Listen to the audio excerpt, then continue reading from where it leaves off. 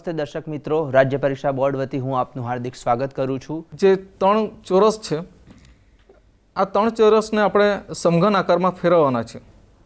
તો આ ચોરસના ત્રણેય ખૂણાઓ જે છે એ ઉપર દેખાતી દ્રષ્ટિ બિંદુ સાથે એના ખૂણાઓને રેખા દ્વારા આપણે મેળવીશું। અહીંયા આગળ આપણે અગાઉના ચિત્રમાં જોયું એ પ્રમાણે કે દ્રષ્ટિ સપાટીથી નજીકની જે સપાટી છે પહોળી દેખાય છે અને દૂર જતાં એ સાંકડી થતી જતી હોય એવું જણાય છે, જે આપણે અગાઉના દ્રશ્ય 1 અને 2માં જોયું છે। આટલું થયા બાદ આપણે આ ચોરસને ઘન સ્વરૂપની ઘનતા નક્કી કરી આડી અને ઊભી લાઈન બનાવી ચોરસની 3 ડાયમેન્શનમાં આપણે જોઈશું। આપ જોઈ શકો છો કે અહીંયા આગળ શરૂઆતમાં દેખાતા ત્રણ ચોરસ ત્રણ ઘન સ્વરૂપમાં ફેરવાયા છે। હવે આપણે આની સાથેની વધારેની જે લાઈનો છે એ બાદ કરતાં ત્રણ સમઘન આકાર ત્રણ વિવિધ એંગલથી કેવા દેખાય છે એ આપણે જોઈએ। જો આપ જોશો કે ત્રણ અલગ અલગ એંગલ ઉપરથી ત્રણ સમઘન આકાર પર્સ્પેક્ટિવના સિદ્ધાંત કેવા દેખાય છે। આ ત્રણ અલગ અલગ એંગલ ઉપરથી દેખાતા સમઘન આકારના સિદ્ધાંત આપણે ત્રણ પદાર્થોનું અવલોકન કરીશું, જે ત્રણ અલગ અલગ એંગલ ઉપરથી જોવા મળે છે। આપ જોશો અહીંયા આગળ ત્રણ અલગ અલગ પ્રકારના ટેબલ છે અને ત્રણ અલગ અલગ એંગલ ઉપરથી પર્સ્પેક્ટિવના સિદ્ધાંત આપણને તે જોવા મળે છે। હવે આપણે લંબઘન આકારનું પર્સ્પેક્ટિવ ચિત્ર જોઈશું। આપણી સમક્ષ એક લંબચોરસ છે, જેને જમણી તરફની દ્રષ્ટિથી લંબઘન આકારનું પર્સ્પેક્ટિવ ચિત્ર કઈ રીતે નિર્માણ થાય એ આપણે જોઈએ છે। આપ જોઈ શકો છો સ્ક્રીન ઉપર। હવે ડાબી તરફ પણ લંબઘન આકાર જોઈશું। અહીં આગળ આપ જમણી અને ડાબી બંને બાજુ લંબઘન આકાર જોઈ શકો છો, જે પર્સ્પેક્ટિવના સિદ્ધાંત આપણને જોવા મળે છે। બંને આકારો સેપરેટલી આપણે જોઈએ છે। આ બે અલગ અલગ એંગલ ઉપરથી લંબઘન આકાર આપણને જોવા મળે છે। હવે આના લંબઘન અલગ એંગલ ઉપરથી આપણે જોઈશું। આ ચિત્રમાં જોઈ શકો છો કે એક લંબઘન આકાર સાદી રેખાઓમાં અને ત્યાર પછી એક તેલના ડબ્બાનું ચિત્ર લંબઘન આકારમાં એની ડિટેલ વર્ક કરી આપણે કઈ રીતે પદાર્થનું સ્વરૂપ આપી શકીએ છીએ એ આપ આ સ્ક્રીન ઉપર ખૂબ સારી રીતે જોઈ શકો છો।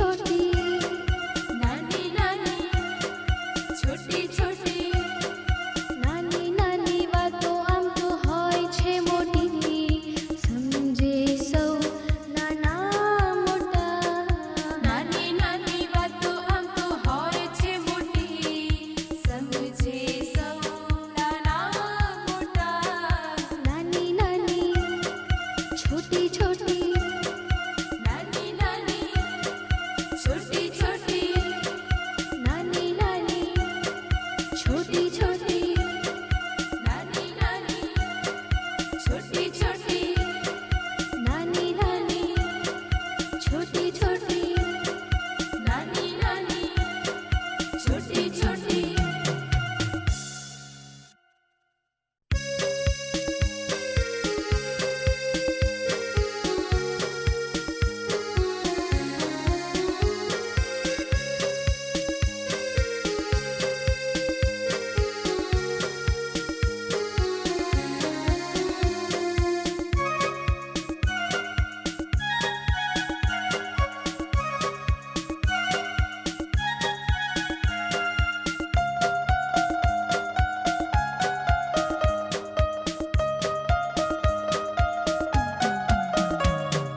नानी नानी छोटी छोटी नानी नानी छोटी छोटी नानी नानी वातो आम तो होय छे मोटी समझे सौ नाना मोटा नानी नानी वातो आम तो होय छे मोटी समझे सौ नाना मोटा नानी नानी वातो आम तो होय छे मोटी समझे सौ नाना मोटा नानी नानी वातो आम तो होय छे मोटी समझे सौ नाना मोटा नानी नानी छोटी छोटी नानी नानी छोटी छोटी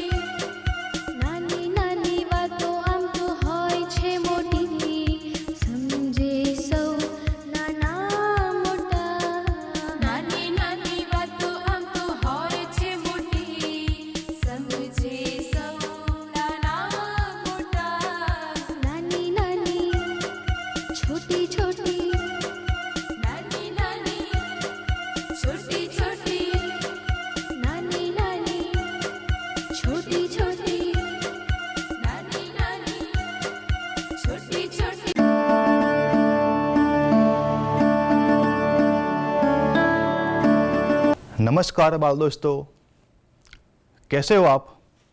मज़े में? बहुत अच्छा। हमने इकाई 5 हिंद देश के निवासी नामक काव्य पढ़ा। हमने काव्य का गान किया, काव्य की समझूती प्राप्त की, काव्य में दिए गए नए शब्दों के अर्थ को भी जाना, उसके स्वाध्याय में दिए गए प्रश्नों के उत्तर की भी हमने चर्चा की। बाल दोस्तों, इसी इकाई में आगे हमें भाषा सज्जता भी दिया गया है। भाषा सज्जता में सबसे पहले एक संवाद दिया गया है। उस संवाद को मैं यहाँ आपके समक्ष पठन करूँगा। आप भी अपना पाठ्य पुस्तक निकालोगे और आप भी मेरे साथ उस संवाद का पठन करोगे। प्रियंका, मीना, आज तू चुपचाप क्यों बैठी है? मंदिर नहीं आना? मीना, नहीं, मेरा मन नहीं लगता। प्रियंका, अरे हाँ, आजकल तुम बहुत खेल रही हो ना? मीना, मैं क्रिकेटर बनना चाहती हूं, पर मुझे खेलना रास नहीं आया। प्रियंका कहती है, क्यों?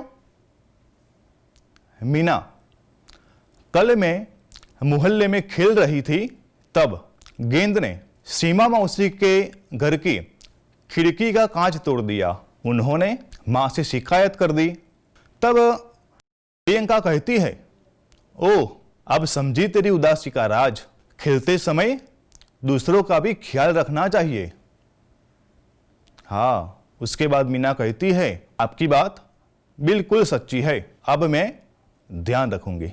विद्यार्थी मित्रों, यहां हमने संवाद का पठन किया। आपने भी मेरे साथ पठन किया होगा। प्रस्तुत संवाद में कुछ शब्द हमें गाढ़े रंग से दिखाए गए हैं। हम उनको यहाँ पर पढ़ेंगे। प्रियंका कहती है, मीना, आज तू चुपचाप क्यों बैठी है? मंदिर नहीं आना? विद्यार्थी मित्रों, यहाँ पर मीना शब्द और तू, यह शब्द हमें गाढ़े रंग से दिखाए गए हैं। यानी प्रियंका कहती है कि मीना, आज तू, हम बार बार उस नाम का प्रयोग नहीं करते। कभी कभार हम नाम के बाद हम, मैं, आप ऐसा शब्द का प्रयोग करते हैं, क्योंकि नाम बार बार नहीं आता। तो यहाँ पर मीना, तू, यह गाढ़े रंग से शब्द दिखाए गए हैं। आगे है, मीना कहती है, मेरा मन नहीं लगता। मीना खुद के बारे में खुद का नाम नहीं लेती, वह कहती है कि मेरा। प्रियंका, अरे हाँ, आजकल तुम बहुत खेल रही हो ना? प्रियंका मीना को कहती है कि तुम बहुत खेल रही हो। प्रियंका ऐसा नहीं कहती कि मीना बहुत खेल रही हो, पर तुम शब्द का प्रयोग किया गया है। मीना, मैं क्रिकेटर बनना चाहती हूँ, पर मुझे खेलना रास नहीं आया। यहाँ मीना कहती है कि मैं शब्द है और मुझे, यह शब्द मीना के बारे में कहा गया है। तो मैं, मुझे, यह शब्द हमें देखने को मिलते हैं। आगे है प्रियंका। प्रियंका कहती है, क्यों? मीना, कल मैं मोहल्ले में खेल रही थी, तब गेंद ने सीमा मौसी के घर की खिड़की का कांच तोड़ दिया। उन्होंने मां से शिकायत कर दी। बाल दोस्तों, यहां पर मैं, मीना कहती है कि मैं, और दूसरा शब्द सीमा मौसी के लिए कहा गया है, उन्होंने। उन्होंने माँ से शिकायत कर दी। तो यहाँ मैं और उन्होंने यह शब्द हमें गाढ़े रंग से देखने को मिलता। प्रियंका कहती है, ओह अब समझी तेरी उदासी का राज। खेलते समय हमें दूसरों का भी ख्याल रखना चाहिए। उसके बाद मीना कहती है, आपकी बात बिल्कुल सच्ची है, अब मैं ध्यान रखूंगी। आप मीना प्रियंका के लिए आप शब्द का प्रयोग करती है। आप और मैं, यहाँ पर आप और मैं दो शब्द हमें यहाँ गाढ़े रंग से देखने को मिलते हैं। तो बाल दोस्तों, हमने यहाँ पर इस संवाद में देखा कि बार बार एक ही नाम का प्रयोग नहीं होता।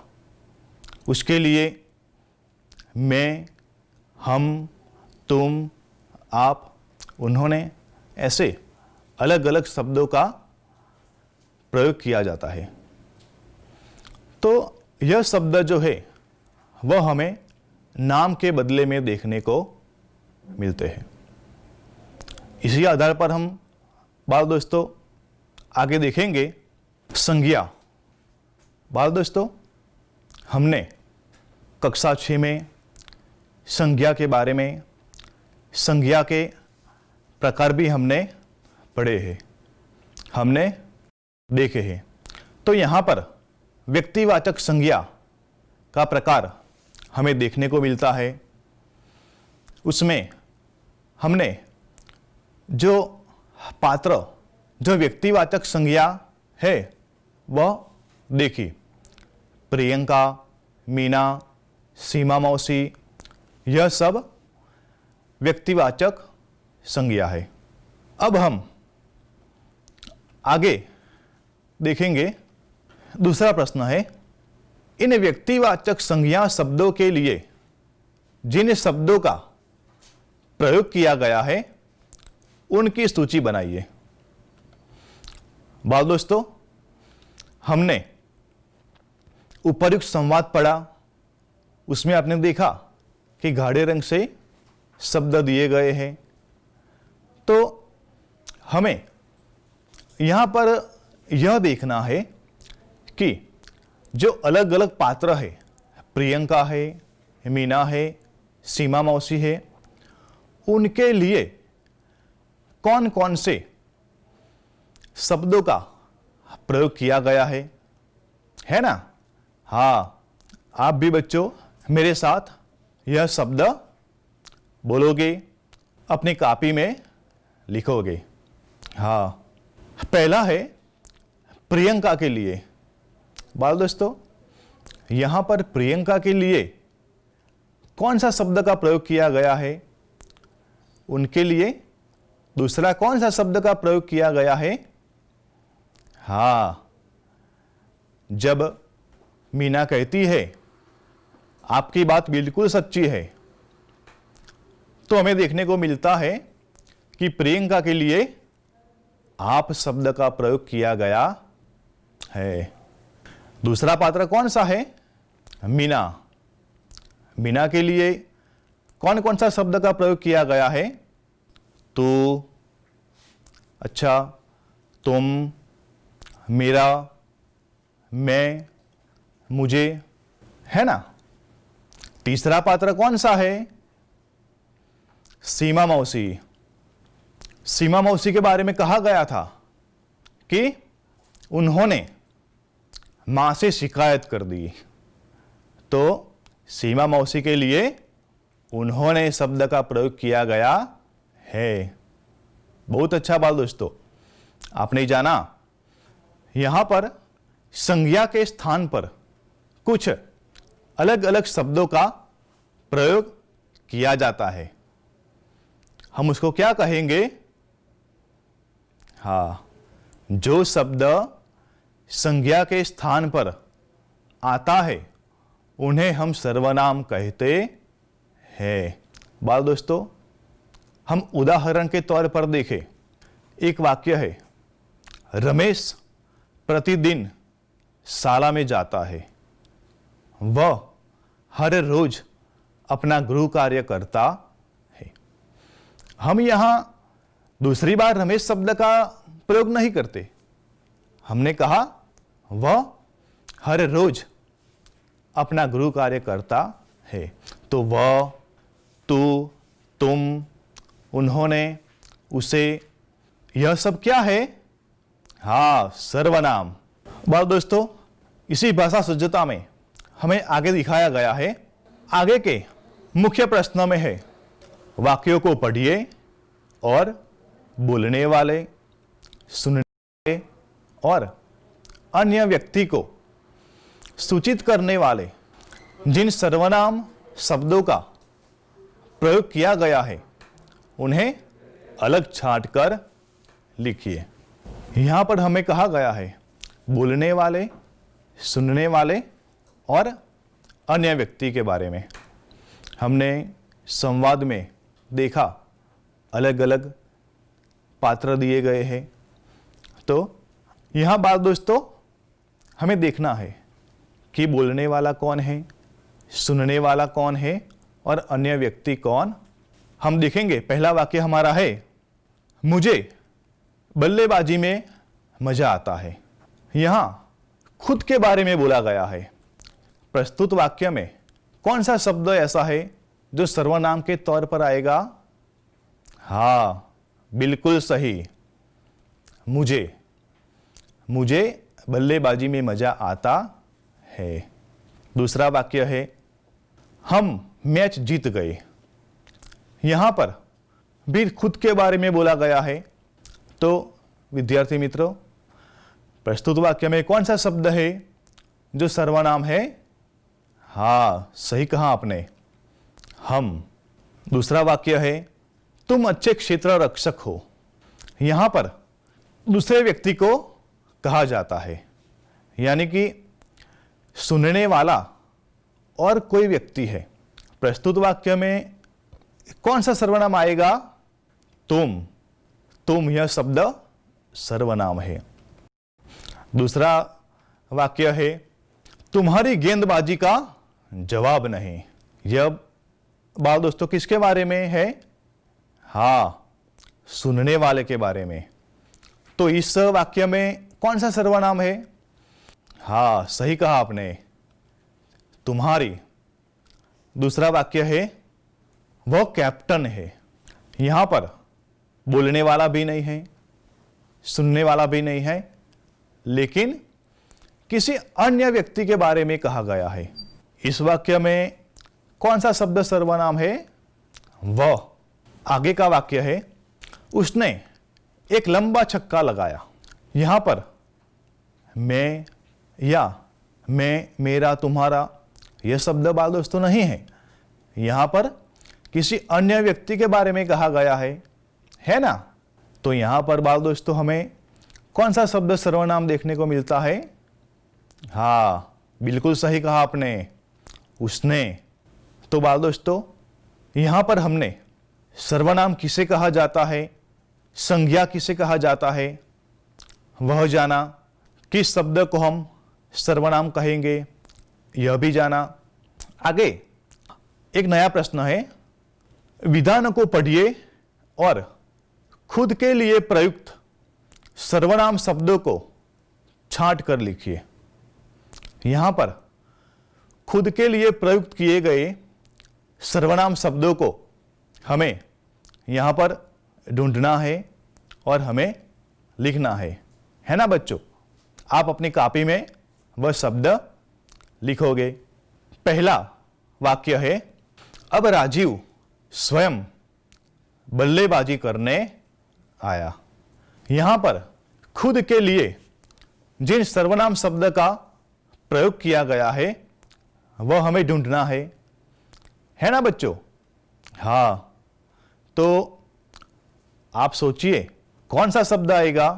हाँ, बिल्कुल सही, खुद के लिए है इसलिए स्वयं शब्द आएगा।